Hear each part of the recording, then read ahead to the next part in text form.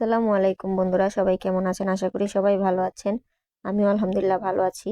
আজকে হাঁসের রেসিপি নিয়ে এসেছি। আমার মা যেভাবে রান্না করে সেম প্রসেসে আমিও রান্না করব। চালের রুটি দিয়ে হাঁসের মাংস খেতে সবাই পছন্দ করে। তো এখানে দেখতেই পাচ্ছেন দুইটা হাঁস। তো একটি হাঁস যেটা আর কি এখনো জবাই দেওয়া হয় নাই, সেটা আমার মামা শ্বশুরের জন্য আমার হাজবেন্ড নিয়ে যাবে, আর আরেকটা জব দিয়ে গেছে আমাকে রান্না করার জন্য। তো দেখতেই পাচ্ছেন গরম পানি দিয়ে এখানে আমি হাঁসটাকে খুব সুন্দর করে বাছতেছি, ও আমার নানি শাশুড়ি আমাকে হেল্প করছে। গরম পানি চামচ দিয়ে, হাঁসের পশম খুব গাঢ়া ছিল আর কি, অনেক পশম ছিল, ঘন পশম, যার কারণে গরম পানি পোষাচ্ছিল না। তো উনি চামচ দিয়ে আর কি এটাকে ঠিক করতেছিল, যেভাবে আর কি তাড়াতাড়ি এটা করা যায় সেটাই আর কি আমাকে শিখিয়ে দিচ্ছিল। আমি কখনো হাঁস বাছিনি, ও আমি রান্নাও করিনি। তো আমার মায়ের রেসিপি আজকে ট্রাই করব আমি। তো দেখতেই পারছেন হাঁসটাকে কাটার পর টুকরা টুকরা করে কেটেছি, দেখছেন? তো এখন আমি একটা পাত্রে ভালোভাবে ধুইয়া নিয়ে নিছি।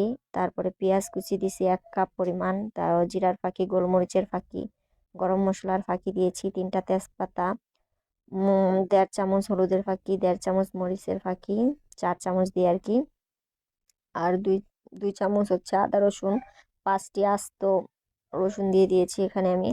তো আর সামান্য তেল দেওয়ার পর এখানে ভালোভাবে আমি এটাকে মাখিয়ে নিচ্ছি। এভাবে রান্না করলে অনেক মজা হয়। আমার মা সবসময় এভাবে হাঁস রান্না করে, আর আমি আমার মায়ের থেকেই শিখেছি।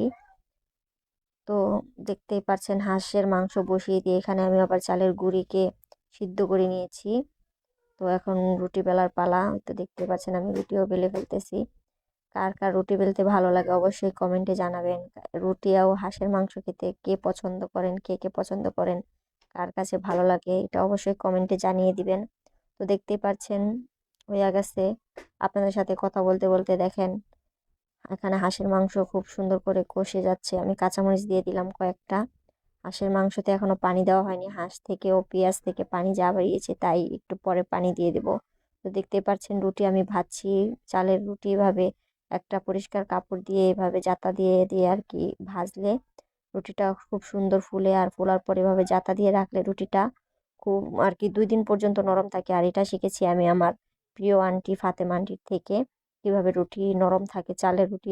আর নাহলে তো এমনি বাতাস লাগলে বা এমনি রাখলেও আর কি শক্ত হয়ে যায়, এভাবে রাখলে 2 দিনও শক্ত হবে না।